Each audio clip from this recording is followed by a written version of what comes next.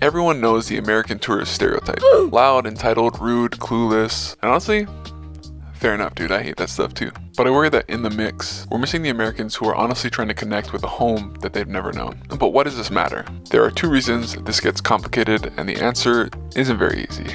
I won the lottery in a previous life, and I got to grow up in Hawaii. I'm native Hawaiian, I learned my culture, my heritage, and my language, and I felt rooted. And it wasn't until I moved to the continental United States that I realized that isn't the norm for everyone. Some of you might have felt this if you went to college far from home or moved somewhere totally new. There's a connection that you feel when you're on your native land. If you're Irish and live in Ireland or Scottish and live in Scotland, there's a built-in foundation to your social structure. It's something that you might not even realize is there. At the most basic level, you're connected to your countrymen. That isn't the case for most of America. I'm an example of the melting pot that makes up this country, and obviously there are benefits and strength in that diversity, but it puts Americans in a weird spot. That mix of cultures means there's no single cultural thread tying us all together, and it can make people feel incredibly lonely in a way that's hard to understand if you've never lived away from your native country. And that loneliness, I think, is drawing Americans to connect. Recently, I went to my first Scottish festival in Salt Lake City, Utah, and what I saw there honestly shocked me. Thousands of people on a separate continent celebrating a culture from across the world.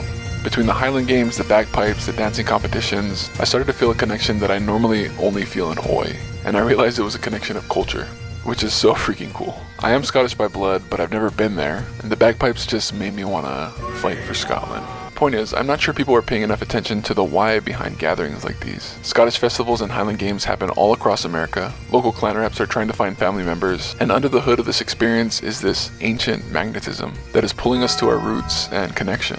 It's no secret that millions of people from around the world moved to America for a better life. Where I live in Utah, 2/3 of the population were European immigrants in the 1890s, and a lot of these were survival stories. During the Irish potato famine, over 1.5 million Irish left their homes forever. I think about a particular bridge in Donegal, Ireland. When people emigrated from that area, their families would walk with them to that bridge to say their goodbyes, and the departure was treated like death. They just accepted that they would never see each other again, and many of them couldn't write, so it was truly goodbye forever. And that's what led to them naming the Bridge of Tears. Obviously, survival came before tradition, but now, 5 or 6 generations down the line, people feel this draw to a place that they've never even been. And it can feel really awkward or cringe to try and tap into that. There's this trope of Americans going to Europe expecting a warm welcome from distant relatives. SNL even did a skit mocking the idea of it. But why didn't you say so right out the gate? Welcome, homeland!